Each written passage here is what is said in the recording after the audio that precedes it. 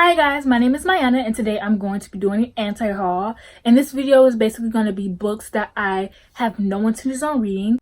And before I start, I also do want to apologize for not uploading in like a week. Like, my sleeping schedule was so trash and I just couldn't like film by the time that I woke up because then my uncle would be home and the house would be like super loud.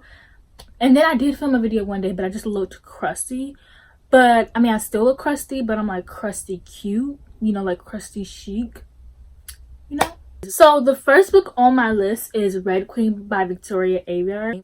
I personally do not like Victoria Aveyard. I haven't read her books, but I just don't like her. Like, she's one of those authors on Twitter who are like always on Twitter, they're always tweeting, and she's the kind of person who would literally search her name up, and then if anybody says anything bad about her, she will literally like attack them. I know I seen one tweet where she like, there was somebody anonymous and she was like really mean to them. So I personally just don't like her. I actually do own Red Queen, but I just don't plan on reading Red Queen. Like, Red Queen is like one of those books that would have been good in like 2012, but if I was to read it now, like, I would have absolutely no interest in it. If it came out like last week, nobody would care about that book. Like, it came out at the perfect time, and I feel like she could never write anything as iconic as that book. And I feel like she never will. I feel like she's gonna latch on to that series as much as she can, to be honest. I'm never gonna read Lord of the Rings, not because like I just don't plan on reading Lord of the Rings. Like, I don't know what it's about. I have no interest in it. I think the books are like really big and really long, and it's already taken me like years to get through the Game of Thrones series, and I'm still on book 1, and I started reading the book 3 months ago. So Lord of the Rings is just not something that's on my list. But even if I was like to be good at reading long books in long series, I just don't think I would read Lord of the Rings. Like, it's just not up my alley at all. The Vampire Academy, I don't see myself reading The Vampire Academy. I love the movie. If I was to like read it growing up, then like I would reread it for the nostalgia, but because I didn't read it like growing up when everybody else did, I feel like there's no point in me reading it now. Like, I'm probably wouldn't like it as much as if I were to read it growing up. I don't want to read the Selection series. It's just not up my alley. Like, I don't think that I would like that series at all. I know it's like one of those, like, what are they called, like the Bachelor kind of shows, and I was just I'm never into like the Bachelor. Like, I see no point in like trying to pick people to like date, but also I have no idea what the series is about. I don't like the covers, so I don't want to read it. The Lux series, I have no intentions on reading that series. I missed its time. Like, you know, I wasn't reading it when everybody else was reading it. The covers are ugly, so I just don't see myself reading that either. I don't see myself reading Zenith. I do see myself buying Zenith. Like, I am the biggest like Sasha Alsberg stan. Like, I love her so much. I will buy Zenith to support her, and I will buy NYX, whatever it's called, to support her, because one, the covers are really beautiful. Like, the covers are so beautiful, and I want to support her. But I hear it's like pirates in space, and that's just not my kind of thing, you know. So I don't think it's actually pirates in space, duh, but it's like people keep like saying like that's what it seemed like to them, and I'm just not into that. Like, that's not my cup of tea. And also in general, I just, the book just doesn't seem like my kind of thing. Like, I like sci-fi, but I'm not like super deep into sci-fi, you know. Like, I'm like stepping my foot in the waters. I just don't see myself reading Zenith, but like I would own it and I would buy it to support the author. I don't see myself reading Twilight, which is ironic because I own all the series. I'm probably gonna give the series away to like a bookstore or company or anything. But I started to read the first book and I liked it, but looking back on it, I didn't care about it. Bella, I did find Bella a lot more interesting than what she is in the movie, but I don't care about Bella. Edward gaslights Bella all the time. I still am Team Jacob as always. I know how the story, I watched the movies like 50 times. Like, I love watching Twilight. It's like I have like a hate to love, I have like a hate-love relationship with Twilight. Like, I will watch Twilight and roast it as much as I want, but deep down I really love it, you know. It's like one of those kind of things. I just don't see myself reading the series. Like, I don't see myself reading Twilight, so I'll probably give them away, but now they're just holding space on my bookshelf, if I'm being honest. So I don't see myself reading 50 Shades of Hot Garbage. I mean, 50 Shades of Grey. I was considering reading it like a couple of like months ago, just because I want to read like a lot of books that are problematic. But I'm not gonna sit here and read books that are problematic, and they already have tons of reviews on them. So like, what would be the point of me reading them just to do a review when there's already so many other reviews that you can go watch? Like, because I want to read like Anna and the French Kiss, which is another book on my list. I wanted to read like Anna and the French Kiss, but there is no point in reading that because there's so many reviews of everyone saying the exact same thing. So there'd be no point in me reading that. And there would be no point in me reading 50 Shades of Grey because everyone's saying the same thing. And like, I want to be able to read it so I can like get my facts straight, but it's not that important to get those facts, okay? Like, I don't see myself caring, buying the books, owning the books, any of that. Anna the French Kiss, which I already mentioned, first of all, romance contemporary isn't really my thing. Like, I will read it, but like, I'm not gonna like go out of my way to like find romance contemporary. Like, if there's a book I see a lot of people talking about, I'll read it. But like, I'm not gonna sit here and be like, what contemporary romance am I gonna read today? Like, no, because I don't really care about contemporary romance like that. But Anna French Kiss, like, everyone has roasted that book as much as they could, so there's no point in me reading that book. I would have nothing to add. I was considering reading it too, but I would have nothing to add. Like, we all know it's problematic. There's nothing more to say. Pretty Little Liars.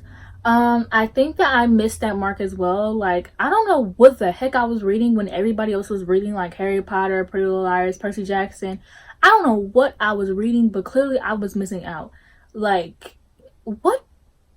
Like, everyone else is reading like all these popular series, and I was reading like whatever I could find at Walmart that like looked the most interesting. And I feel like sometimes I kind of feel like not like left out, but I feel like I'm missing like a big chunk of what my childhood could have been.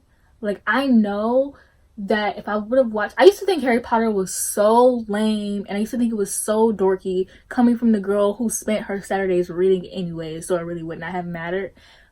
But like, and I used to just not want to watch it because it was just so lame and so dorky and so boring, and now I like love it. And I always loved Percy Jackson, but I didn't read the books until I was like in 11th grade, and I didn't even finish the series.